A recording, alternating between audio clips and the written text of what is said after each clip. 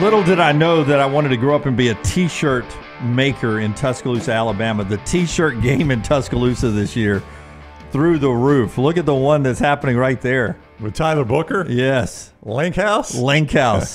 You've heard of Heisman House. How about the Link House T-shirt? What's up, Book? How are you today?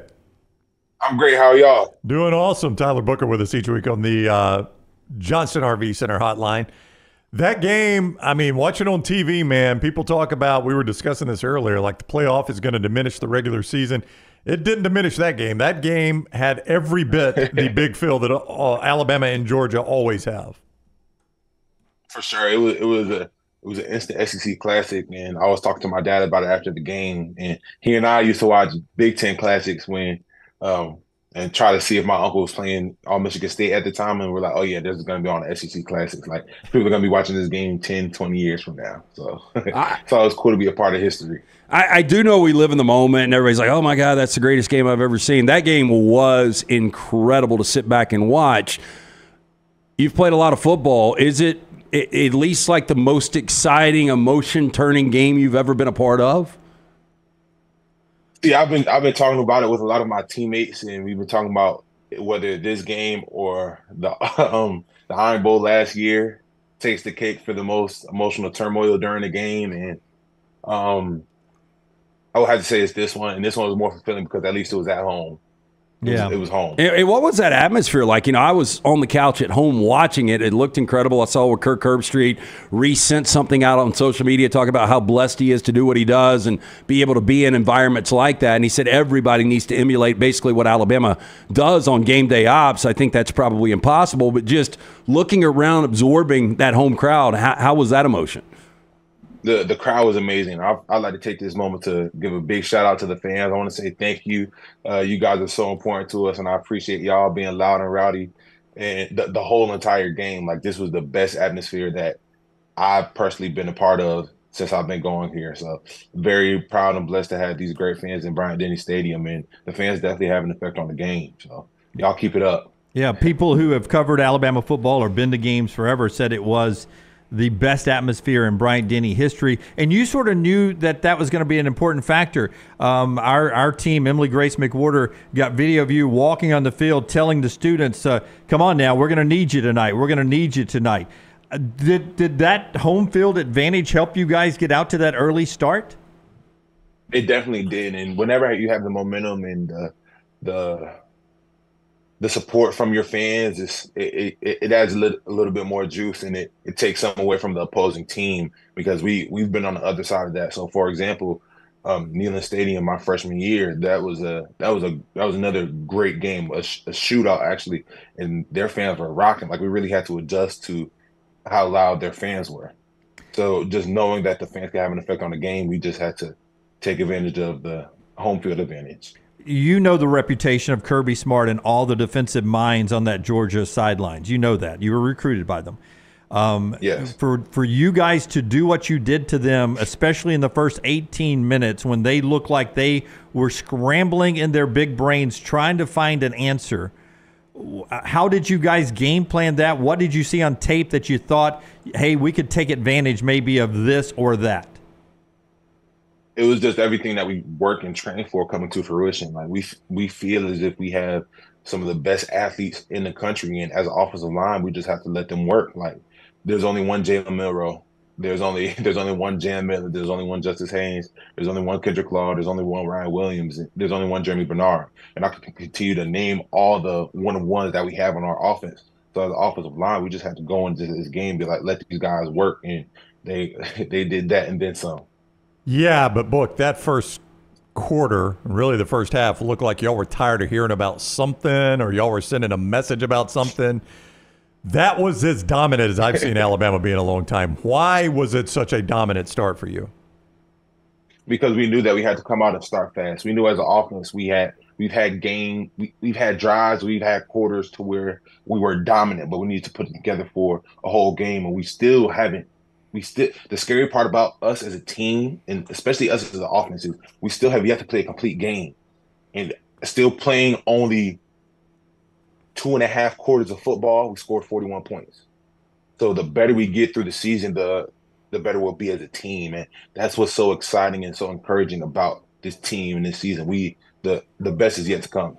I know for fans, with the adrenaline going, it's hard for them to turn it off and go to sleep at a decent hour. Just give us the steps of like after the game, from the locker room to a post-game meal, to what time did you finally get in the sheets? Man, I probably didn't go to sleep until about, well, it's hard for me to go to sleep after any game, but I had some family in town, so the whole family came over. We had some food catered, so that was one less thing that we had to worry about. So all you had to do is get home. But guys, I live 2 minutes away from the facility. It took me 20 minutes to get home. Yeah, 20 minutes. That's how many people were in Tuscaloosa. And thankfully, we cater food, so. Shout out to Flavors in Tuscaloosa. The food was great. So we just enjoyed some food, and we had a great time with family. And that's something that my dad and I have always talked about. Like, man, we got to get you a nice apartment. We got to find somebody to cater food, so we don't have to worry about getting food after the game. And to have my family there, that was really a dream come true. That's things I've dreamed about, winning the big game and being there with my family, being able to enjoy it with my family. Did you see 3 a.m.? Were you up to at least 3 a.m.? Do you remember what time it was when you finally went to bed?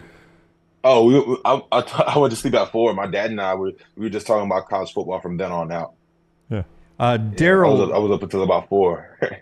Daryl's one of our longtime listeners, and I don't know if your grandmother mentioned this to you or not, but he got to talk to your grandmother as he was walking to his seat at Bryant-Denny Stadium, and he said, I talked to her about all of her cooking. And she said Booker's favorite bean is lima beans. True? Is that true? Yes, very true. And he said, I told her to enjoy the game, and I enjoy watching her grandson every week on the next round. So hopefully she enjoyed the encounter. So lima beans, really, all your beans, and you choose lima beans. She must be a heck of a lima beans cooker.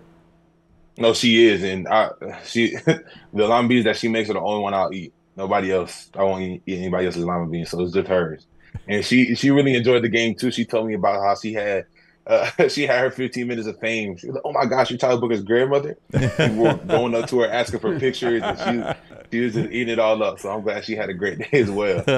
Tyler Booker's on the JohnstonRVCenter.com hotline. He joins us this time each week. Remember, all Alabama coverage at Cover Crimson, CoverCrimson.com, and the Cover Crimson YouTube channel.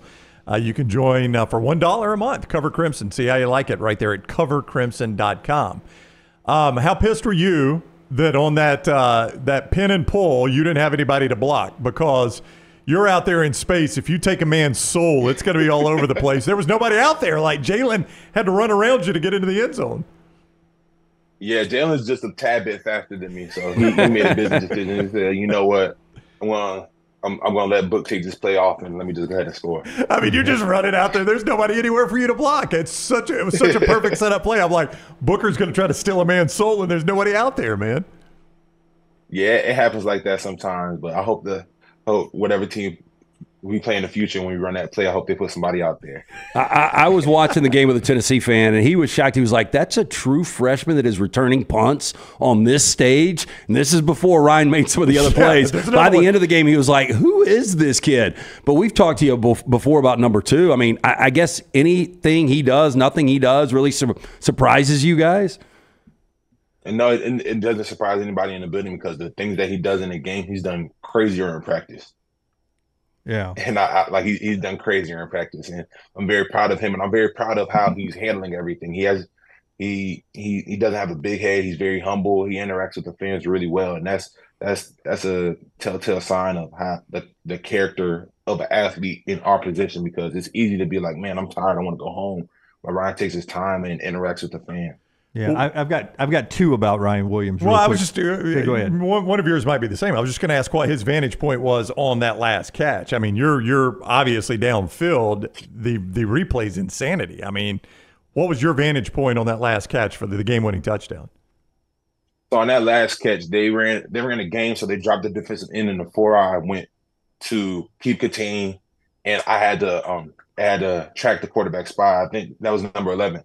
So I'm just tracking him, and then I see the ball go in the air. And then I see Ryan one-on-one. I was like, okay, he caught the ball. Like, we're probably going to be in hurry up now. I was thinking, like, we're definitely going to be in hurry up, because I know Coach DeBoer likes to score and put up points. So I'm just jogging down the field, making sure that I'm ready for the next play. And then I see him make one guy miss. I was like, okay, he's getting some more yards. And then I seen them run into each other. I'm like, is he going to score? And then it's funny, we were watching film yesterday. You can see me put my hands on my head like this, like out of utter shock that he just made that play. Dave Portnoy of Barstool said it was like from the movie The Matrix, the way he was able to sort of stop and then go backwards and make those guys run in. Have you ever seen The Matrix? I have. Yep. I have. Was it Matrix-like, you think? Very much so. Very much so. The way he was able to stop and then spin, it's just the things that he does, you can't teach it. And we're talking about the game-winning catch, but how about when he tipped the ball back to himself? Yeah, that's the one LT was talking about earlier. The other thing I wanted to bring up was it was dueling deuces because you had Saban make the game-sealing interception, and in the video that the university sends out in the locker room, it's about them calling up the two young bucks, the two number twos, and you guys celebrating around them. As a veteran, as a captain, seeing the two young guys getting their flowers in the locker room like that, what does that say about the chemistry of this team? It's a great feeling because you know it's easy for a lot of the older guys to be selfish, but everybody was happy for one that we won the game and happy for those two guys because everybody in the building knows how hard that ZB and Ryan work, and we're very proud of them. And that's what happens when you come in, you put your head down and you work. Like you earn the right to play. There's no favoritism. There's no, oh, he's gonna play just because he's senior. Like, no, if you earn the right to play, you're gonna play here. And that's something that a lot of recruits say when they're thinking about coming to Alabama. Like, oh man, the roster is so stacked. I don't know when I'm gonna play. But no, if you're that guy, you will play. And those two are great examples of it. And I'm very proud of them. And I'm very, very glad to have them on our team. All right, Book, you did pick up a 15-yard personal foul. I did. No, I'll say it because you can. It was a BS call. I mean, what a weak personal foul that was. For a guy not participating in the play, in the play, they're dude. both running down the field, and he shivs, dude. You forearm. And so, I mean, it was a BS call. You can't say it. I will. How? And I think anybody watch it thought the same thing. How do the coaches address that? Were they like Kapilovic, your offensive line coach, Coach Kapilovic? Is he like publicly, all right, Book, you can't be doing that kind of stuff, but then privately he's like, yeah, I like that edge, man. I like that edge. He just asked me what happened, and I told him what happened. He was like, okay, we'll see it on film. And then I also spoke to Coach DeBoer about it. He brought up a great point. He said the guy wasn't going to make the play. He was going to affect the play. So this next time, keep going. But I'm, like you said, that mental edge that I have, like I'm always trying to get somebody on the ground within the rules. And during the time, I felt like that was within the rules. The ref saw that it wasn't, but my coaches told me that they were going to send that into the SEC to see how I should go about it next time, because we both were chasing the play. Like, who knows how that play could have happened? We could have sped up and stripped the ball. And that's right. And 7 points going the other way. That's right. If the ball comes out, and playing football. Yeah, if the ball comes out, that guy is in the play, right? He becomes a blocker at that point. That's right. Yeah. Okay, so you guys say you're not surprised anything you see with Ryan Williams because you've seen it in practice. I think some people were surprised they finally saw emotion from Kalen DeBoer. And he had a mini meltdown for like 15, 20 seconds. It was captured. It's been replayed. And I think people were it was kind of refreshing for Alabama fans to see maybe that side of Kalen DeBoer. I would assume you guys don't see that too much as well, right? Yeah, no, and because Coach DeBoer is so even keel, and that's what's so great about him. But being in the SEC, though, some things can get you out of your character every now and then. And it's just great to see how passionate Coach DeBoer is. He's always been passionate, but he just shows it in different ways. And to see that passion from him, that's the kind of guy that you want to play for. All right, Book, that was one heck of a game, man. Congrats on the win. We really enjoyed watching it, and I know you enjoyed playing it. So good job out of you. We'll talk to you next week about Vandy. Thanks. Talk to y'all soon. Have a good one. All right, buddy. Take care. That is Tyler Booker with us. Again, don't forget all Alabama coverage at covercrimson.com. You can join for $1. Get on that message board. They've also got a great YouTube channel there, Cover Crimson YouTube channel, great programming. Covercrimson.com is where you start and book on the JohnstonRVCenter.com hotline.